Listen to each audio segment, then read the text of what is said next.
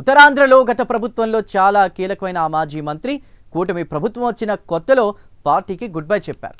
కొంతకాలం రాజకీయాలకు దూరంగా ఉంటారని, ఏ రాజకీయ పార్టీలో చేరడం లేదని ప్రకటించారు. కానీ ఇటీవలి కాలంలో చోటు చేసుకున్న రాజకీయ పరిణామాలు ఆ మాజీ ఏదో ఒక పార్టీలో చేరే విధంగా మారాయట. అందరి నోట మంచి అనిపించుకున్న ఆ నేతను మాత్రం తమ పార్టీలో చేరమని ఇంకా ఎవ్వరూ కూడా ఆహ్వానించలేదట. కానీ ఏది ఏమైనా మళ్ళీ కూటమిలో ఏదో పార్టీలో చేరి చక్రం తిప్పుతారని ఆయన వర్గీయులు చెప్తున్నారు. మరి ఇంతకీ ఎవరా మాజీ మంత్రి? ఆయన ఏ పార్టీలో చేరిపోతున్నారు? ఏ పార్టీలో ఆయన స్ట్రాంగ్ అవుతున్నారు? ఆ వివరాలు ఈ స్టోరీలో చూద్దాం.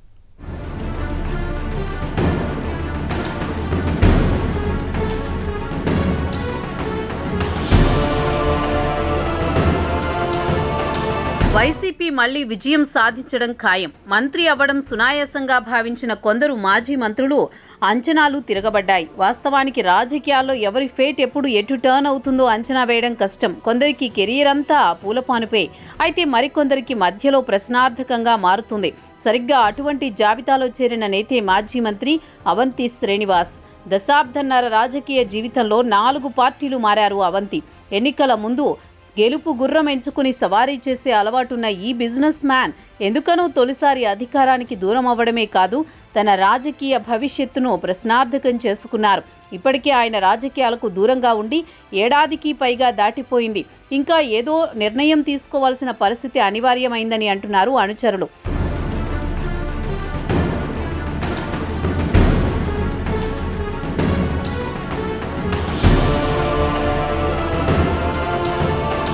ముత్తంశెట్టి శ్రీనివాస్ అయిన అవంతి శ్రీనివాస్ 2009లో భీమిలి ఎమ్మెల్యేగా, 2014లో అనకాపల్లి ఎంపీగా పనిచేసిన అనుభవం ఉన్న ఆయనకు మంత్రి పదవియోగం కల్పించింది మాత్రం వైసీపీనే. ఉత్తరాంధ్ర రాజకీయాల్లో పార్టీ విధేయులైన ఎమ్మెల్యేలు, నిబద్ధత కలిగిన సీనియర్లున్నారు. అయినప్పటికీ కాపు కోట వర్కౌట్ అయ్యి 3 ఏళ్ల పాటు జగన్ క్యాబినెట్లో పనిచేసే ఛాన్స్ లభించింది అవంతి శ్రీనివాస్కు. మంత్రిగా ఉన్నప్పుడు అప్పటి రాజకీయ ప్రత్యర్థులైన జనసేన, టీడీపీ ముఖ్య నాయకత్వాన్ని టార్గెట్ చేశారు. ఈ క్రమంలో వారిపై అవంతి సంధించిన విమర్శన అస్త్రాలు పొలిటికల్ సర్కిల్స్లో విస్తృతమైన చర్చకు దారితీశాయి. అంతేకాకుండా సొంత సామాజిక వర్గంలో వ్యతిరేకతను కారణమయ్యాయి. ప్రభుత్వంలో ఉన్నప్పుడు విసిరిన రాళ్లు రివర్సులో ఈ మాజీ మంత్రికి తగిలి తలబొప్పి కట్టిన సందర్భాలు అనేకం.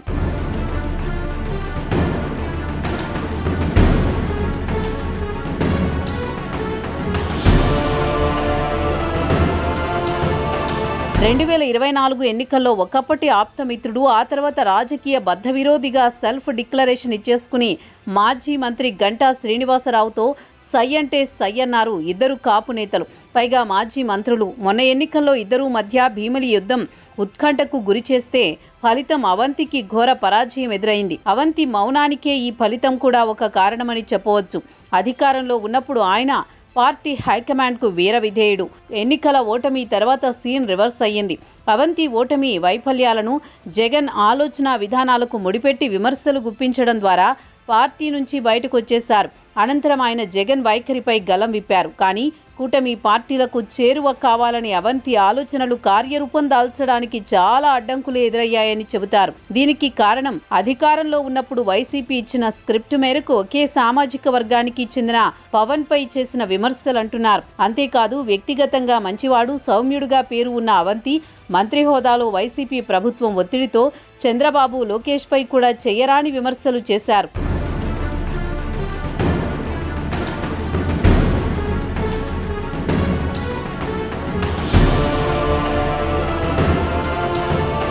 అయితే అవంతి కొంతకాలంగా రాజకీయాలకు దూరంగా ఉన్నా ప్రస్తుతం జనసేన, టీడీపీలో చేరేందుకు రెడీగా ఉన్నారట. ఎక్కడ ఎంట్రీ దొరికినా వెంటనే కండువా కప్పుకునేందుకు సిద్ధంగా ఉన్నారని చాలా కాలంగా డిస్కషన్ జరుగుతోంది. అయితే మంత్రిగా ఉన్నప్పుడు అవంతి చేసిన రాజకీయ విమర్శలు అటు టీడీపీ, ఇటు జనసేన ముఖ్య నాయకత్వం మరిచిపోలేని పరిస్థితి. దీంతో ఇప్పుడు ఈ సీనియర్ నేత రీఎంట్రీ అంత ఈజీ కాదనే టాక్. కాషాయ కండువా కప్పుకోవాలని ఆలోచన చేస్తే తప్ప మరో మార్గం కనిపించడం లేదని స్వపక్షం, విపక్షం చర్చించుకునే పరిస్థితి.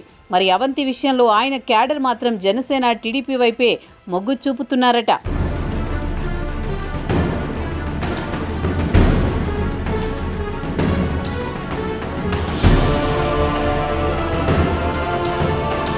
ఇదిలా ఉంటే అవంతి కెరియర్లో టెస్టింగ్ టైం నడుస్తోందనే విశ్లేషణల నడుమ అనుకోని ఆపర్చునిటీ ఒకటి ఇటీవల తలుపు తట్టింది. అదే విశాఖ మేయర్పై అవిశ్వాస తీర్మానం. 4 ఏళ్ల వైసీపీ ఏలుబడిలో ఉన్న గ్రేటర్ విశాఖ మున్సిపల్ కార్పొరేషన్ను హస్తగతం చేసుకునేందుకు కూటమి పార్టీలు అహోరాత్రులు శ్రమించాయి. మ్యాజిక్ ఫిగర్ 74 కాగా ఆఖరి నిమిషంలో ఒక్క ఓటు టీడీపీకి తక్కువైంది. 6వ వార్డు కార్పొరేటర్ వైసీపీ హయాంలో జీవీఎంసీ చీఫ్ విప్గా పనిచేసిన లక్ష్మీ ప్రియాంక ఓటు కీలకంగా మారింది. టీడీపీ ప్రతిష్టాత్మకంగా భావించిన మేయర్ అవిశ్వాసం వీగిపోతే ఆ ప్రభావం నెగిటివిటీకి, ఎమ్మెల్యేల సమర్థతకు పరీక్షగా మారవచ్చని ప్రచారం జరిగింది. ఎట్టి పరిస్థితుల్లోనూ మేయర్ పీఠం చేజారిపోనివ్వరాదని అధినాయకత్వం స్పష్టమైన ఆదేశాలు జారీ చేసింది. ఈ నేపథ్యంలో టీడీపీ ముఖ్యులు మాజీ మంత్రి అవంతి ఇంటి డోర్ కొట్టారట. ఎమ్మెల్యేలు వెలగపూడి రామకృష్ణబాబు, వీఎంఆర్డీఏ చైర్మన్ ప్రణవ్ వంటి నాయకులు పలుమార్లు చర్చలు జరిపారట.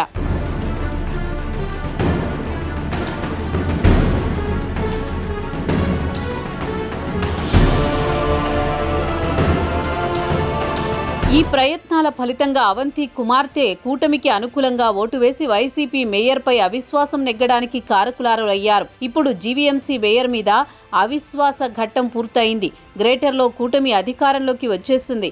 ఇక మిగిలింది అవంతి రాజకీయ ప్రయాణం మీద క్లారిటీ రావడమే. కీలక తరుణంలో కూటమిని గట్టెక్కించిన క్రెడిట్ స్కోర్ అకస్మాత్తుగా ఎగబాకడం మాజీ మంత్రికి కలిసి వచ్చే అంశంగా చర్చ జరుగుతోంది. గతంలో జనసేన టీడీపీలో చేరేందుకు అనుకూలమైన పరిస్థితులు లేవన్న చోటే అవంతికి సానుకూల వాతావరణం ఏర్పడడం యాదృచ్ఛికమైనది. అయినా ఎందుకో మౌనంగానే ఉన్నారు అవంతి. ప్రతిష్టాత్మకంగా మారిన విశాఖ మేయర్ పీఠం కూటమి కైవసం చేసుకుందంటే అవంతి సహకారంతోనే అని చెప్పాలి. మరి కూటమి గ్రేటర్ విశాఖలో అధికారంలోకి వచ్చి నెలల తరబడి మళ్లీ అవంతి పార్టీ మార్పు విషయమే చర్చకు రావడం లేదు.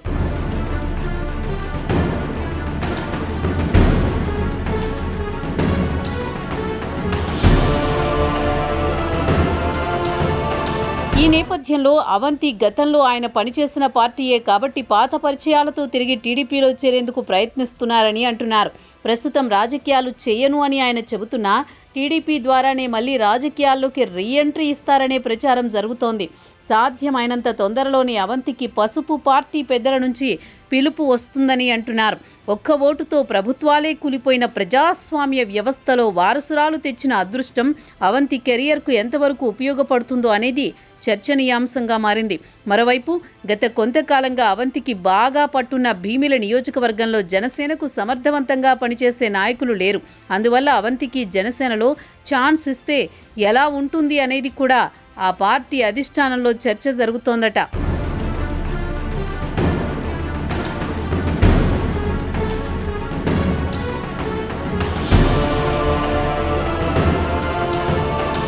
ఇక అవంతి కూడా వైసీపీకి రాజీనామా చేసిన అనంతరం వెంటనే ఆ పార్టీలో చేరకుండా కొంతకాలం వ్యూహాత్మకంగా మౌనంగా ఉండాలని భావించారు. ప్రస్తుతం ప్రభుత్వం ఏర్పడి ఏడాదిన్నర జరిగింది. దాదాపు ఏడాదికి పైగా అవంతి ఎటువంటి రాజకీయ కార్యక్రమాల్లో పాల్గొనలేదు. అందరికీ దూరంగా ఉంటున్నారు. ఆయన గురించి ఎవరూ చర్చించుకునే పరిస్థితి కూడా లేదు. ఇటీవల ఆయన కుమారుడి వివాహం సందర్భంగా 2 రాష్ట్రాలలో అన్ని పార్టీల ప్రముఖులను కలిసి శుభలేఖలు అందజేశారు. ఈ పెళ్లి అనంతరమైన రాజకీయాల్లో ఆయన తిరిగి యాక్టివ్ కావాలని భావిస్తున్నట్టు సమాచారం.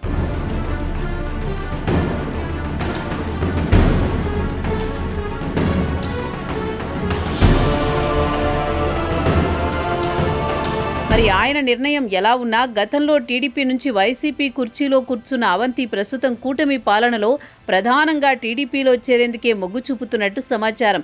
అయితే ఒకవేళ టీడీపీలో జాయిన్ అవ్వడానికి ఏమైనా ఆటంకాలు ఏర్పడితే ముందు బీజేపీలో కానీ జనసేనలో కానీ చేరే అవకాశం ఉన్నట్టు తెలుస్తోంది. అయితే జనసేన విషయానికొస్తే పవన్ ఒకే సామాజిక వర్గానికి చెందిన అవంతి శ్రీనివాస్ వైసీపీ ఇచ్చిన స్క్రిప్ట్లు చదివి చాలా అవమానకరంగా మాట్లాడడం జరిగింది.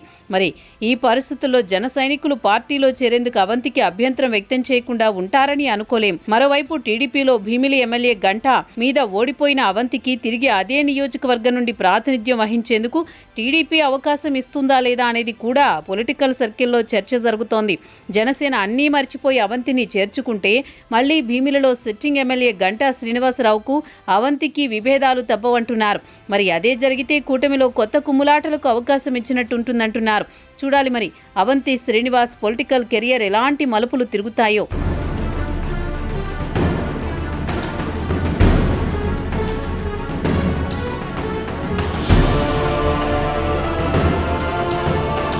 మొత్తానికి మారుతున్న ఈ రాజకీయ పరిణామాల నేపథ్యంలో అవంతి శ్రీనివాసరావు అయితే త్వరలోనే పార్టీ మారేందుకు రంగం సిద్ధం చేసుకుంటున్నారు. అయితే ఆయన కూటమిలోని ఏ పార్టీలో చేరతారు అనేది చర్చనీయాంశంగా మారింది. స్థానిక సంస్థల ఎన్నికలు రాబోతున్న వేళ ఆయనకు ఉన్న బలాన్ని మరి ఏ పార్టీ ఉపయోగించుకుంటుందో వేచి చూడాలి. అతి త్వరలోని అవంతి ఏ పార్టీలో చేరేది వెల్లడయ్యే అవకాశం ఉందని ఆయన అనుచరులు చెబుతున్నారు.